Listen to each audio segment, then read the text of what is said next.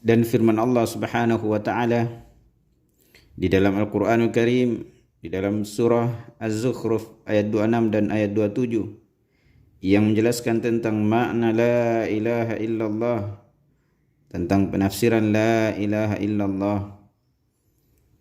Allah Subhanahu wa taala berfirman, wa idh qala Ibrahim li abihi wa qaumihi innani bara'um mimma ta'budun.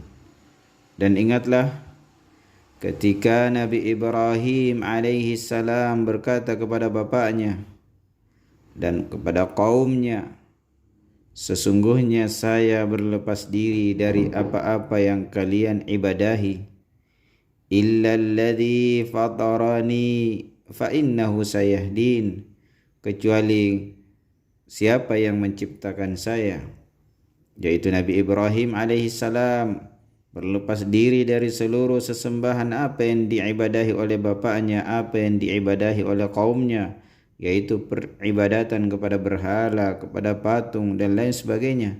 Maka Nabi Ibrahim menyatakan, saya berlepas diri dari apa yang kalian ibadahi kecuali kepada Allah Subhanahu wa taala yang telah menciptakan saya.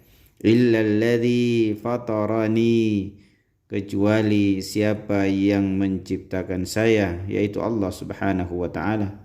Fa innahu sayahdin, maka sesungguhnya dia yaitu Allah Subhanahu wa taala akan memberi hidayah kepada kami, hidayah kepada saya.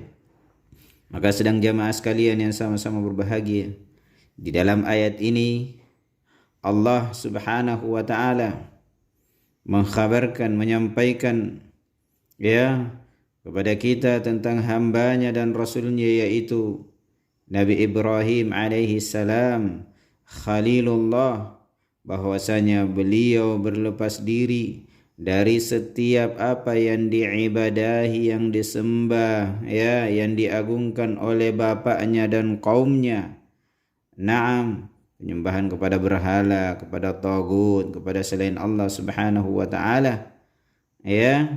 Dan beliau tidak mengecualikan semuanya, matahari, bulan, bintang dan lain sebagainya.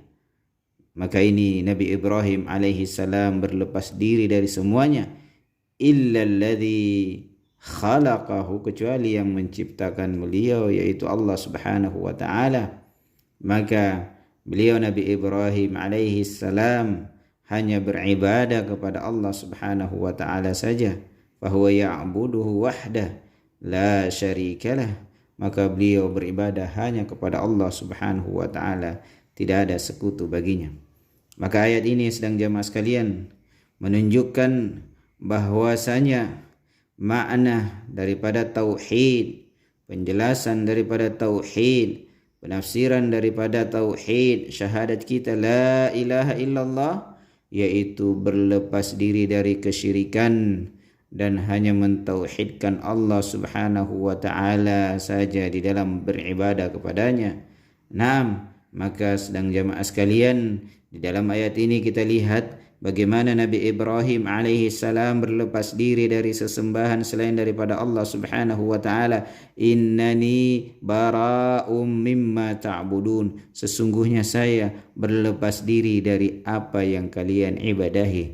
Inilah rukun daripada la ilaha illallah, yaitu an-nafyu, menafikan, meniadakan, membuang, meninggalkan, memusuhi seluruh apa yang diibadahi, apa yang disembah selain daripada Allah Subhanahu wa taala. Kemudian dikecualikan illalladzi fatarani, kecuali yang telah menciptakan saya, yaitu Allah Subhanahu wa taala. Maka sesungguhnya Allah Subhanahu wa taala yaitu akan memberi hidayah kepada saya. Maka inilah sedang jamaah sekalian makna dan kandungan daripada kalimat tauhid la ilaha illallah, bahwasanya maknanya adalah tidak ada ilah, tidak ada sesembahan yang berhak diibadahi kecuali Allah Subhanahu wa taala. Itulah makna daripada kalimat tauhid kita, mengikhlaskan ibadah hanya kepada Allah Subhanahu wa taala dan berlepas diri dari seluruh apa yang diibadahi selain daripada Allah Subhanahu wa taala. Maka di sini sedang jamaah sekalian, kita menampakkan, kita dengan terang-terangan menyatakan bahwasanya berlepas diri dari kesyirikan, berlepas diri dari orang-orang yang menyekutukan Allah Subhanahu wa taala. Sebagaimana makna Islam adalah al-istislamu lillahi bit-tauhid wal inqiyadu lahu bit-ta'ah wal bara'atu minasyirki wa ahli. Makna daripada Islam adalah pasrah, tunduk, menyerahkan diri kepada Allah Subhanahu wa taala dengan tauhid, yaitu mentauhidkan Allah. Kemudian tunduk kepada Allah Subhanahu wa taala dengan ketaatan, menjalankan segala perintah Allah dan menjauhi segala larangan Allah Subhanahu wa taala. Kemudian berlepas diri dari kesyirikan dan pelakunya. Maka seorang muslim yang hakiki, seorang muslim yang pasrah sepenuhnya kepada Allah Subhanahu wa taala adalah beribadah hanya kepada Allah saja dan berlepas diri meninggalkan segala bentuk kesyirikan kepada Allah Subhanahu wa taala. Maka itulah seorang muslim sedang jamaah sekalian. Maka di sini kita diperintahkan untuk berlepas diri dari musyrik, dari kaum musyrikin dan kesyirikannya, walaupun mereka itu adalah orang-orang yang terdekat dari kita, bapak kita, saudara kita, keluarga kita, ibu kita dan lain sebagainya. Kita berlepas diri dari mereka dan dari segala bentuk kesyirikannya.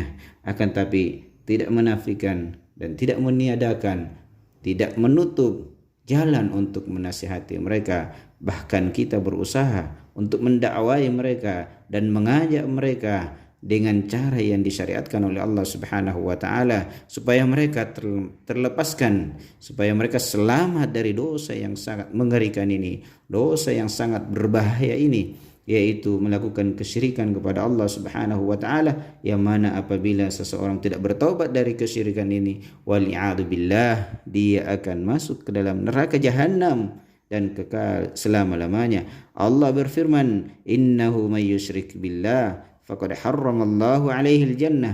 Sesungguhnya siapa yang menyekutukan Allah Subhanahu wa taala, Allah akan haramkan masuk ke dalam surga kalau dia tidak bertaubat sebelum menghadap kepada Allah Subhanahu wa taala, sebelum meninggalkan dunia ini menghadap kepada Allah Subhanahu wa taala. Maka mari wahai saudaraku, wahai saudariku, sesama muslim, meninggalkan kesyirikan. Mari mempelajari Islam dengan sebenar-benarnya supaya kita paham makna Islam, kita mengetahui agama kita yang sebenarnya. Apa agama kita sebenarnya? Yaitu agama tauhid, menyembah hanya kepada Allah saja dan meninggalkan segala bentuk kesyirikan, bentuk menyekutukan Allah Subhanahu wa taala, menyembelih untuk selain Allah, bertawakal kepada selain Allah, bernazar untuk selain Allah, minta berkah kepada selain Allah, minta kesembuhan kepada selain Allah, memberikan persembahan, persugihan dan lain sebagainya, sesajen kepada tempat-tempat keramat, kepada wali fulan, kepada kuburan-kuburan fulan,